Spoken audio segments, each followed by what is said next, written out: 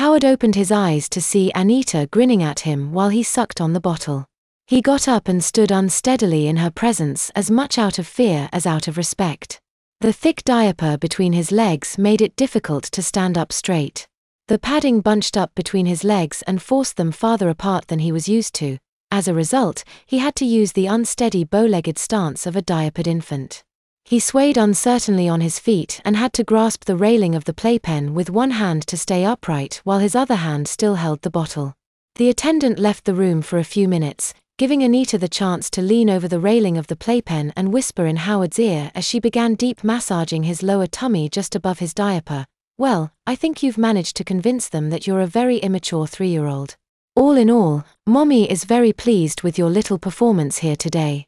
The supervisor was so impressed with how young you acted that she told Mommy that she feels sorry for you because you've lost your real mommy. She thinks you need to be allowed to regress back to babyhood when you're here so you can get over the absence of your mommy.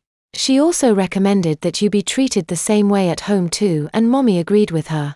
Anita stopped and paused dramatically for her last statement and continued, "You were very naughty.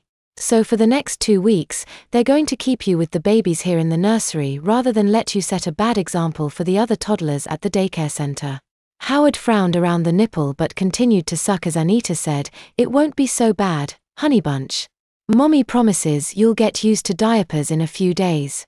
She glanced around the room and said in a gentle scolding tone, "Mommy heard about the fight you gave them when they tried to diaper you. It appears that you lost the battle in more ways than one." She chuckled and grinned, "It looks like it will take some getting used to so you can stand without falling while wearing didies. Don't worry, sweetie pie, after a couple of days, you'll be waddling around here easily in your didies like all the other infants. Do you like drinking from a BABA, honey bunch? Maybe Mommy should get you some bottles so you can nurse at home too. Mommy doesn't think you'll have a problem with getting the attendants to care for you just like you were one of the babies. You look so cute in your didies with your BABA in your mouth. You look like you fit right in with the other babies here, sweetie." Anita kissed his cheek and said, "You make an adorable infant, sweetie pie." She stopped massaging him when she felt a tiny contraction from his lower bowel underneath her fingertips. Anita smiled warmly at him and put her hand on the back of his diaper to pat his bottom lightly as if comforting him. As expected, the deep abdominal massage had stimulated his bowels into evacuating themselves again. This time, however, his bladder had responded as well. Howard could feel the front of his diaper become warm as he soaked it with pee. She patted his diapered bottom a little harder, pushing on the pile of warm poop that he had expelled against his behind. Howard's expression changed to one of surprised dismay when he realized the horrible thing he had done in Anita's presence. Anita said sweetly, "Weren't you aware of the fact that you had pooped in your didie? Oh dear, Mommy can see by your face that you just realized it. Poor baby. Didn't you know that most babies your age poop while standing? Poor Howie, Mommy can see that you didn't intend to make a poopy. You need to sit down if you don't want to mess in your didies." Anita put her hand behind his knees and forced them to bend. As his legs folded, Howard collapsed in slow motion to the pad of the playpen. His bottom hit first, spreading the soft mess in the back of his diaper over his bottom. Howard wanted to cry. Not only had his incontinence provoked the daycare workers to put him in diapers, but he had proved they were right by promptly filling them with poop. They would never let him go back to training pants now. He kicked his legs petulantly and felt himself pee again. "Oh dear, just look at the time," Anita said in mock concern. "Mommy's break is almost over. Mommy has to go back to work, sweetheart. She just wanted to see if you were okay. Mommy will be sure to tell your attendant that you have a poopy didie so she can change you as soon as possible. Mommy will be back in a little while to take you home. Mommy has some shopping to do and is going to leave work early today. Now behave yourself and let the attendant change you without a fuss. If you don't let them change your dirty didie, you're going to have a terrible case of didie rash. Now wave bye-bye for Mommy. That's a good baby. Mommy will see you later." Howard sat in the warm ooze of his diaper, weeping tears of failure and abandonment as Anita left to return to her office. Presently his attendant returned and lifted him from the playpen.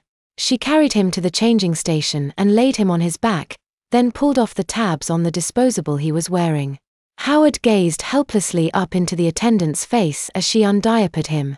As she lifted the front of his diaper gingerly and brought it down between his legs to expose the mess in the rear of his diaper, he averted his eyes towards the ceiling in embarrassment. She took one look at the brown mess that had spread over his bottom and shook her head, saying, "Ooh, you're one stinky little boy." Howard closed his eyes in shame at her comment as a fresh flow of tears began leaking from the corners of his eyes. "Don't cry, sugar. We'll get you cleaned up and in a fresh diaper in a few minutes. Then you'll be our sweet baby again," said the attendant as she took his ankles in one hand, raised his legs and used the back of the diaper to scrape the muck from his behind. Once most of the mess had been removed, she slid the diaper out and laid it to one side. Then she took one of the baby wipes from the tub at the station and finished cleansing him with the towelette. Howard was mortified by the procedure. He felt as if his ego had been shattered into millions of infinitesimal shards by the experience. He was beyond regrowth and rebuilding. A fey thought crossed his mind as he felt his legs lifted again and his bottom lowered onto the surface of the clean diaper. How did the rhyme he had learned so long ago go? "All the king's horses and all the king's men" couldn't put Howard together again. Howard giggled insanely at his unvoiced joke as the attendant pulled the diaper up between his legs and began taping the loose ends of the diaper together. Howard knew at that moment that whatever happened in the future, he would never be the man he had been before. Something important had broken inside. He would never be able to dictate to a woman again. They were the strong ones who would make the decisions and tell him what to do. Howard would be content to lie passively and accept whatever they desired for him. The attendant smiled at his gay giggle. It was obvious that her charge was adapting to life at the daycare center.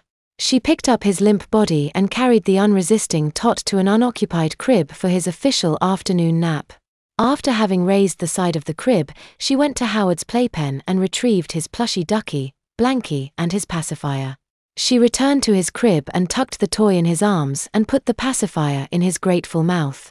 Howard cuddled the soft velveteen of his ducky to his chest to comfort his bruised ego and sucked unconsciously on the pacifier's nipple while the attendant tucked the blankie around his diminished body. He lay in the crib with huge unblinking eyes for a few minutes before the lids became too heavy to keep open and he drifted off into a deep dreamless slumber. When Howard awoke, the nursery hadn't changed. The nursery smells of poop, stale pee, and the perfume of freshly opened packages of disposable diapers mixed together to form an aroma that was well known to every mother and daycare worker. For the infants in the nursery with Howard, the bouquet of nursery odors merely smelled like home. Howard thought that the smell was vaguely familiar. He wasn't able to pick out the individual odors from the mix, but the sweet-sour combination of fragrances triggered long-forgotten memories of a time of utter contentment that lay buried in the deepmost recesses of his unconscious. His pacifier was still in his mouth and his ducky was still clutched in his arms. He had kicked off his blankie in his sleep to lay in a tangle at his feet. Howard yawned hugely, allowing the pacifier to fall from his mouth and dangle from its ribbon. He moved his legs to stretch them luxuriantly, making the plastic on his diaper crinkle in response.